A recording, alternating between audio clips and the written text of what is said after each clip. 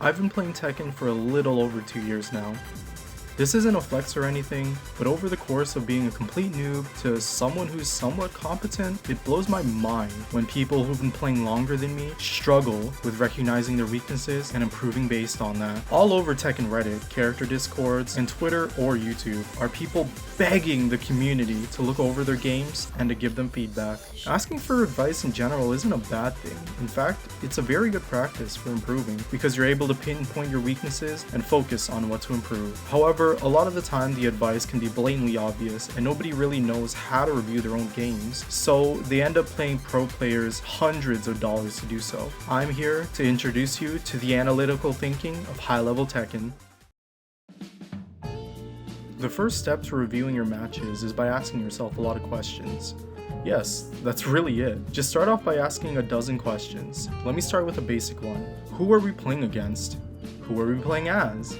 I'm sure you're thinking that these questions are pretty obvious as we're about to see here, but since at the time of this match, we don't really know anything about our opponent, so we should probably play around our character's strengths and weaknesses. On paper, Brian is a keep-out monster who gets most of his damage from counter hits and combos. However, he's quite linear and his standing block punishment isn't very threatening until -14, meaning Lydia can get away with many unsafe moves for a low-risk, high-reward situation. Meanwhile, Lydia is a much more well-rounded character, equipped with much better pokes, panic tools, punishers, and mix-ups. Although she has her own weaknesses too, which are unsafe lows as well as few plus on hit lows outside of stance to continue pressure. Not to mention her linearity, much like Brian, as well as her lack of homing moves to counter lateral movement. In this match, we'll be focusing on the Brian player and analyzing his side of the match. So as Brian, our basic game plan should be to fish for counter hits and to get the life lead. Step and or walk until our opponent starts to use tracking moves. And lastly, try to be cautious about overextending ourselves when we don't need to, in order to avoid accidentally giving our opponent a chance to make a comeback. Let's begin with the second round of the game. There wasn't a whole lot going on in the first one, besides right guesses and lots of momentum. One of the first things to look out for when reviewing your games are what moves are we getting hit by. Here, in the start of the round, we get hit by Lydia's up forward 4. There's multiple reasons for why we get launched, so let's take an in-depth analysis on the cause and effect of the situation. First of all, we sidestepped into a move instead of sidestep block or just sidewalk. Lydia's hop kick doesn't track to either side at round start distance, but tracks to her right at closer ranges. The next reason is because we extended our hurt box when we pressed a button. Usually, when you attack in Tekken, you extend your hitbox to reach the opponent. However, in doing so, you also extend your hurtbox, meaning your opponent can whiff punish you while you're trying to recover. But in this case, we extended our hurtbox enough to where Lydia's hop kick, which shouldn't really track in this direction, hits us and we get launched. Another problem with sidestepping into a move in this situation was that we cancelled our sidestep early, not getting the full distance we needed to make her hop kick whiff and getting launched because of it. Let's continue with the rest of the match and scout for any other moments where we get hit. If you can see here, we flash ducked when we should have ducked longer. There's actually nothing wrong with eating a low poke here, simply because after a tech roll situation, it's a complete guess whether our opponent will do a mid or a low. Here, Lydia hits us with full crouch 3 after we tech rolled. This is likely a misinput because Lydia has better lows with her left leg. And while we're here, another question we can consider is, what is our opponent flowcharting? Well, looking at the situation at hand, our opponent likes to take their Okizemi after a combo with a low. Let's keep this in mind while we're continuing to watch the matches. Here, our opponent does forward 2.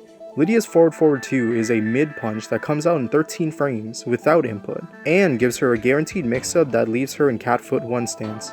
Its pros that are it's relatively quick, its range is quite long, it's very safe on block or whiff, and it can be properly spaced out to where the opponent can't take their plus frames on block to continue pressure. Now for the cons. It's a linear move, but it requires a well-timed sidestep when used from closer range.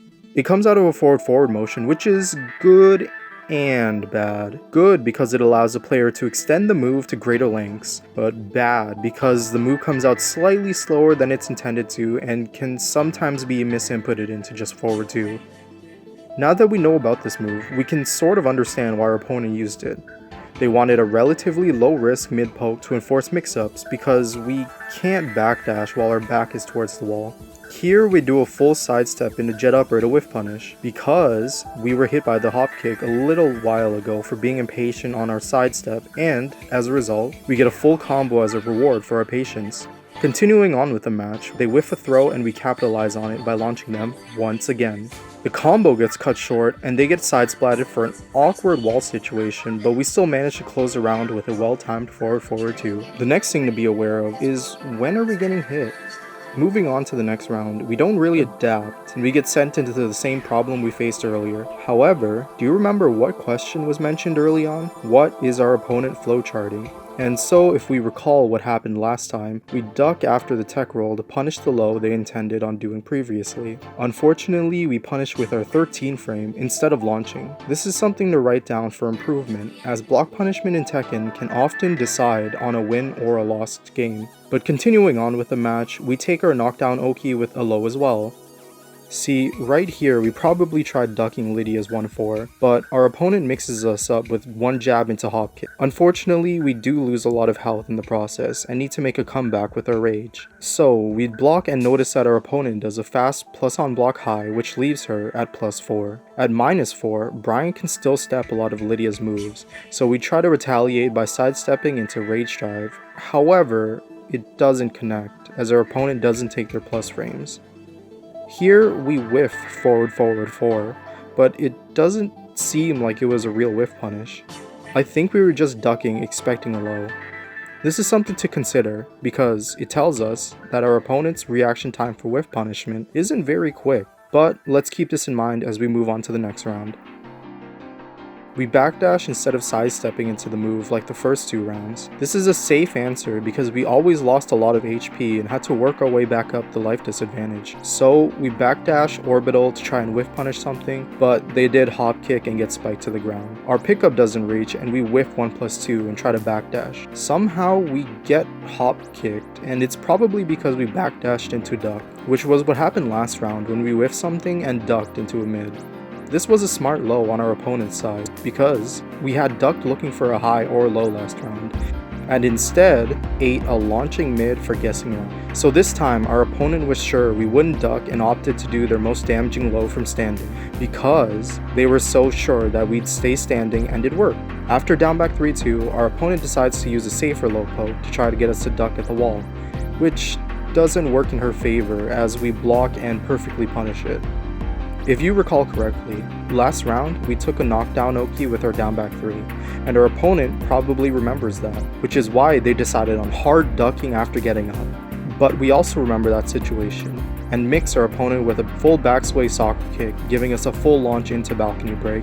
I'm not quite sure what happened here, besides us trying to not let Lydia get into rage. However, it's not really worth it in my opinion, because orbital into down 4 does 12 damage. Which doesn't sound like a whole lot, but it's roughly similar to a down 4 on hit on a standing opponent, which in this situation is all we needed to finish off our opponent. Here we backdash into hard duck, which doesn't work out once again as our opponent runs in with their rage drive and wall splats us. This down back 2 from Lydia was smart because we're -6, so we're completely safe and unlikely to duck or press a button. However, we aren't conditioned into ducking for another low, and backdash looking for another whiff punishment, which we get in order to close the round. Let's do a recap and ask ourselves some questions on what we witnessed throughout this match and try to create a summary based on our analysis. Where do we suffer the most? It seems that in both the first and second round we watched, that we get launched into a full combo for being too aggressive. Moving on to the next game, we try to calm down and play more defensively, but still get launched because we probably backdash ducked after whiffing 1+2, where we ducked after we whiffed forward 4 and backdash ducked into Lydia's rage drive. It seems that our opponent has a rather slow reaction time and doesn't whiff punish with lows, so we should just hold back the whole time to avoid giving them free launches and mix-ups. What are we excelling at? Well, a lot of our damage comes from whiff punishment, which is totally fine. We're playing to our character's strengths. Our movement is decent because we're able to get some whiff punishes in, but we do walk into a stray mid here and there, and duck a little too often. Another thing we did well was block and punishing with our 13 frame and not our 11 or 12. This is because all of Lydia's lows from standing are -13 or higher. but it could always be better because we did miss that one stagger launch. Why did we lose a round? In this round, we lost because we were guessing too much. Only one of our hard ducks paid off, and it seems like our opponent only used lows at range 1. A simple way to deal with Lydia's down back 3-2 hand hop kick mix after a jab on block is either backdashing or mashing. 13 frame mids and highs will beat both options but lose to jab into jab. A well-timed backdash means you won't get hit by the mid and can punish accordingly, but you will get hit by the low for 13 damage. She needs a clean hit for the full low and will have to dash in to follow you if she wants it, but this ties back into the mashing option, which will also beat it. What is our opponent flowcharting? While looking back at the start of all the rounds, Lydia likes to use hop kicks around the beginning. They also like to use lows after their opponent tech rolls once their combo ends. But Lydia also seems to use 4-4-2 when our back is to a wall, and run in with mids after closing the distance. What are we flowcharting? Everyone flowcharts, and that's nothing to be ashamed of, as long as you work to dissolve them. But looking at our games, it seems like we do sidestep launch too often, instead of actually confirming if something whiffs and punishing accordingly.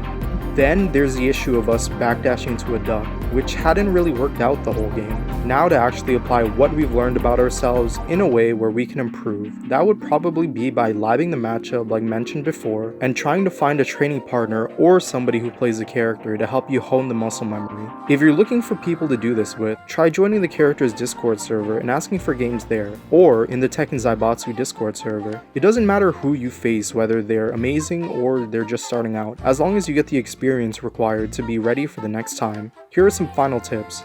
Write down the next steps and improvements as you watch your game.